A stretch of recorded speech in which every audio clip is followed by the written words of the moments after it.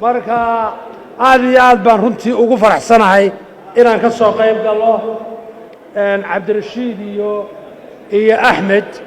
oo aan labadaba runtii saaxiibbo dhownahay agaasimihii guud ee hore wuxuu sheegay in wax badan wasaaradda u qabsoomay wakhtigii uu agaasimaha guudka agaasimaha cusubina kolley wasaaraddu isna wax ka sheegan doonaayo berritay u dhacaysaa bay ila tahay midna wuu tegi doonaa waayaha iyo wakhtiga ayaa xukumaya cid waliba meesha ay wax ka qabatay cabdirashiid si fiican buu u sharaxay waana runtiisa ninkii nelson mandela lo odhan jiray baa wuxuu yidhi waayo aragnimadu iyo qofku inuu wax hoggaamiyaa iyo inuu aqbalo in bulshadu wada shaqaysaa ciyaar maaha kelmadda ay kuma habboona guud ahaan discussionka iyo maamulka aniga kuma fiicna noocay u tahay maamulka iyo bulshadu in qofku kelmaddaa isticmaalo waxaa ka habboon innaga wuxuu qofku qirayaa in bulshadu ay wada shaqayn iyo isla kaashi wasaaradda marka waardiyaha laga bilaabo oo subaxdii kaa furaya gajeellada ama albaabka kaa furaya ilaa iyo wasiirku waxay u baahan yihiin cooperation qof waliba jidhka qofka ayuu ka mid yahay dabadeedna waa qayb ka mida oo wasaaradda ka shaqaynaysa cooperationka inaynu baranno oo aynu fahanno inay horumar gaadhayaan waxaa soo noqnoqda oo mararka qaar dhacaa in organizationska qaarkood ay xoogaa confliga yimaado confligaasi waa ego waa ayda wey waa ayda aniga innagu aynu saa u shaqayno wasaarad ahaan aynu saa u wadno wada tashi iyo in la aqbalo siyaasadda hoggaaminta tusaale ahaan maanta madaxweynaha jamhuuriyadda somalilan dalka isagaa loo doortay codka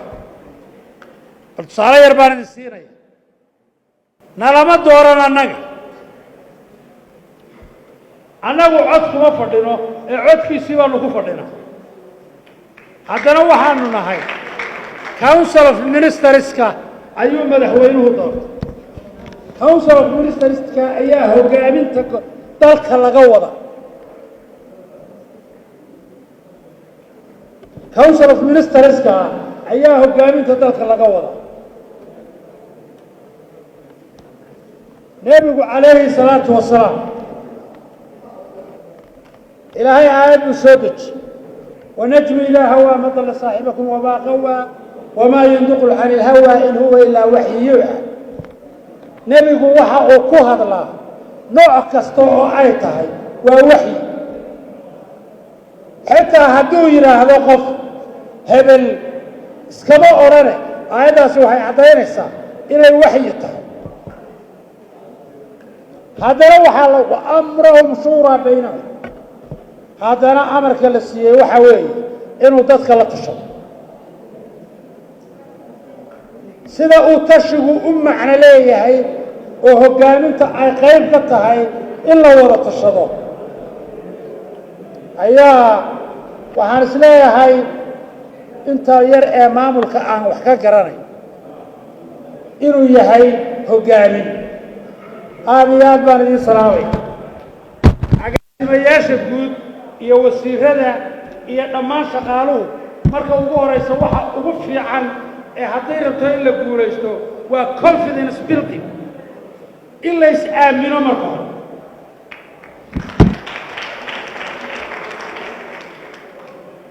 had iyo jeer ninka wasiirka ah waxaa laga rabaa inuu u muuqdo mas-uul ay ku ururi karaan dhammaan shaqaalaha ka shaqeeya wasaaradda had iyo jeer siyaasiyiinta waxaa la yidhahdaa waa inuu buur noqdaa buurta shurshuur baa gala oo doolli baa gala oo libaax baa gala oo shabeel baa gala oo geelaa daaqa oo riyahaa gala oo haddii aan la xugmaayo shimbirahaa ku nool aad ha isugu maqlin waxaa jira tartan nololeed oo ka dhaxeeya shaqaalaha aadna ha isugu sii dayn oo waxyaalaha agaasimayaashu inay ku shaqeeyaan loo baahanya inaad dhegaysato tartan nololeed baa ka dhaxeeya inaad dhegaysato lojika taa isticmaasho maxaa khaldan maxaa sax laakiin aad aqbasho inay tartamaan guud ahaan saasaan idinkula talinayaa qof kastaana waayuhu ka soo bilaabay kuwiina tartanka ku jirana guul baan u rajaynaynaa waxaynu u wada soconnaa qaran mida dal mida dal aan dhibaato oon dal nabadgelya dal aynu quruxdaa iyo hoolalkaa iyo sharafta aynu maanta ku marayno aynu ku marno miyaynu doonaynaa hooyo mid dhabarka ku sita oo mid caloosha ku sita oo mid daadihinaysa oo aan biyo u hayn oo caana u hayn oo qaxda miyaynu diyaaruna yaa waxay ila tahay in dadkani ay waaye aragnimo ku filan qoladiinna aan bahashoo dhacaysa aragna dee dib u jalleeca sawirradii ay hargaysi lahayd dhowr iyo sagaashan dees dib u jalleeca sawirro badan baad helaysa waayo arag badan baa jooga kuwo badan oo xogogaalu ah oo aniga iyo buuxana ka mid nahay iyo saleebaan iyo ayaa jooga odayaal badan baa halkaa jooga war in ina ku filan dhib waynu soo arag sawir xun oo nabadgeliyo oo dalkeenna ka socdo waynu soo arag qof dumara oo uur leh oo laba jir daadihinaysa oo korkeeda sida dameerka loo raray ama u raran oo aan biyo u hayn oo caana u hayn oo daawo u hayn oo waxay siisa aan u hayn sawirkeedu waa ina ku badan yahay yaa gabdhow hooyooyinku iyo gabdhuhu waa vulnerable groupkay ku jira sababtoo ah way ka naxariis badan yihiin marka xabaddu dhaco ninku ama ha dhinto ama qoriga ha tagee qolada dhibtu taabataa ee sida dhabtaa u taabataa waa dumarka codkiinna ku dhahaya nabadgelyo darra maya gabdhow idinkoo codkiinna iyo doorashada idinkaa laydinku helahay codkiinna kor u qaado waxaad tidhahdaan nabadgelyo darra maya maxaad odhanaysaa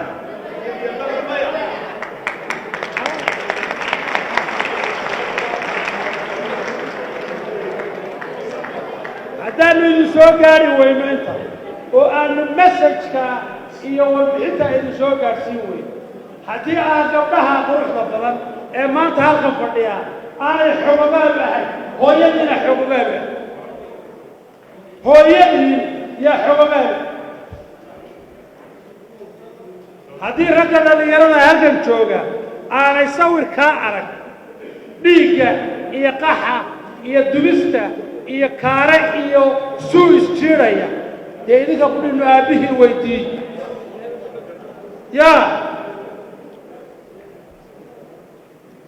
intaad tallaabo xumayn lahayd ama taako qaranka dhib aad ugu geysan lahayd ee taako wax ku dhis yaa dad baynu dad ummaddu waa inay fikirtaan madaxweynaha maanta jooga iyo ka berri jooga cod buu ku yimid cod buuna ku tegay dalka oo nabada iyo dadkaoo nabada aan xilka la kala wareego laakiin haddaynu isla jiirno adeerow meeluu ka ordayaana u soo socdaa ma jiro dee meeluu wax ka dheefayaana ma jiro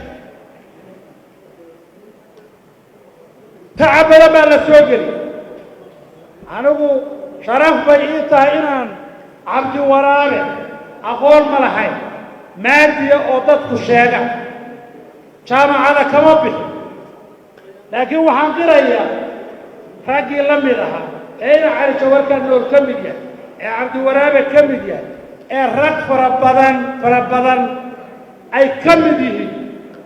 oo suldaan